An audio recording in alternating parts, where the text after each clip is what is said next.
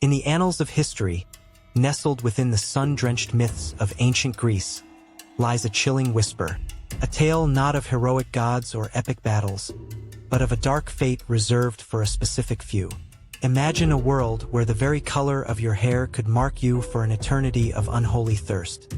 This is the story of ancient Greek redheads, and the terrifying belief that after death, they would rise again, not as spirits, but as something far more monstrous: vampires. For the ancient Greeks, the vibrant fiery hue of red hair was a rare and often striking sight, far removed from the predominant darker shades of their Mediterranean populace. Many redheads in Greece were believed to have ancestry tracing back to the wild, untamed lands of Thrace, a region north of Greece renowned for its fierce warriors and, crucially, its peculiar funerary rites. The Thracians, often depicted with red hair and blue eyes, were viewed by the Greeks with a mixture of awe and suspicion. Their customs, particularly concerning death, were alien and unsettling. The Greeks feared that these foreign ways, and the individuals associated with them, carried a dark potential. But this wasn't the Cape and Fangs vampire of Bram Stoker. The Greek term for what we might call a vampire was vrikalakas or mormo, a reanimated corpse, often swollen and ruddy, that would roam at night, causing mischief, spreading disease, or, in some terrifying accounts, draining the life force from the living. The connection to red hair wasn't just aesthetic. It was symbolic. Red, the color of blood, of fire, of raw passion, became intertwined with the unnatural.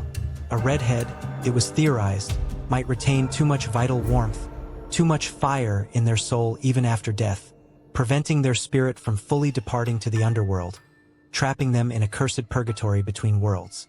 This lingering warmth, this unspent vitality, was believed to manifest in their corpse, keeping it from proper decay, priming it for a horrifying reanimation.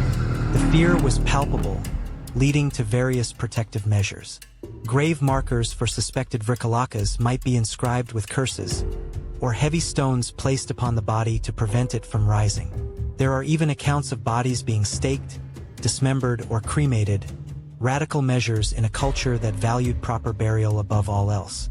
Imagine the terror of a community, finding a grave disturbed, or witnessing inexplicable sickness spread through their ranks, and immediately pointing fingers at the fire-haired stranger buried just beyond the village limits. The paranoia wasn't merely superstition.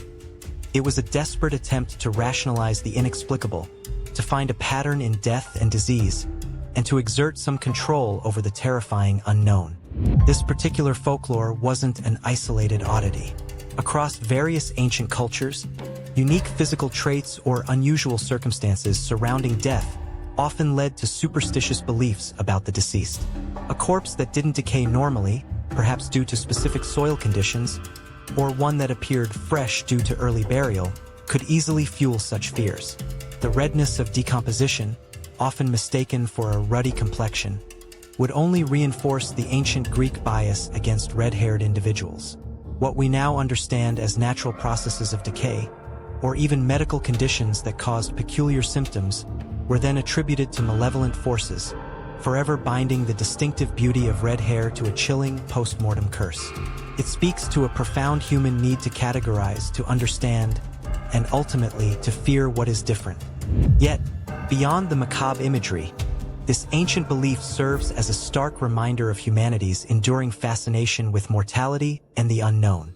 It highlights how easily fear can warp perception, turning a unique genetic trait into a harbinger of doom.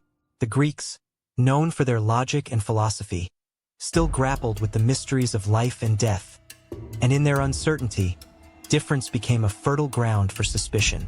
The red-haired Thracian, already an outsider, became the perfect vessel for their anxieties about the boundary between the living and the dead, a testament to how powerful and how primal our fear of the other can be.